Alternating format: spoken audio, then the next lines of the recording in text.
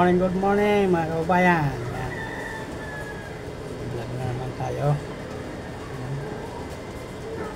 Vlog tayo. Good morning. Mega love shoutout sa lahat. Yan.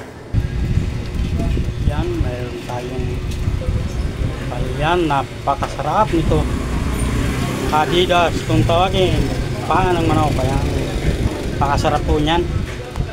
Ayan, yellow pin. Napasarap niya yellow pin, pang sigang, pang tinula. At saka yan, pauli ng manok. Halo-halo, napasarap po niyan. Badjanga, parang sap-sap yan. Saka itong torsilyo, yan, masarap po niyan. Galunggong yan. Matambakan, napasarap po niyan. Ayan, may gulay din dito sa tabi ko. Yan, may upo, repolyo. Marami yun, may talbos pa ng kamote. Yan, napakaganda niyan. Ayan, napakaraming isda. Ayan, may panang manok. Napakarami po, napakarami. Siyempre, may tindang gulay din doon sa tabi ko. Ayan, may talong, may sitaw. Yan, marami. Si Mano nagtitinda. Yan. Siyempre, hindi mawala yung bigasan natin. Yan. Saka yun, isda natin. Yan. Siyempre, yung luma natin, pan-deliver ng bigas. Yan. Ito naman yung bago. Nag-gitsap pa kayo na kanila?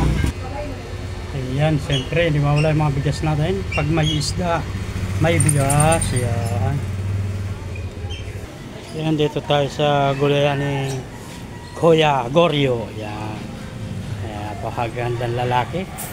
Lalo na nung kabataan pa. Ngiti siya eh. Ang ganda ng kalabasa niya, talong, saka mga sibuyas, sitaw, ang kaganda. Yung ganda lalaki, hindi nawawala. Kuya, ilang taong ka na?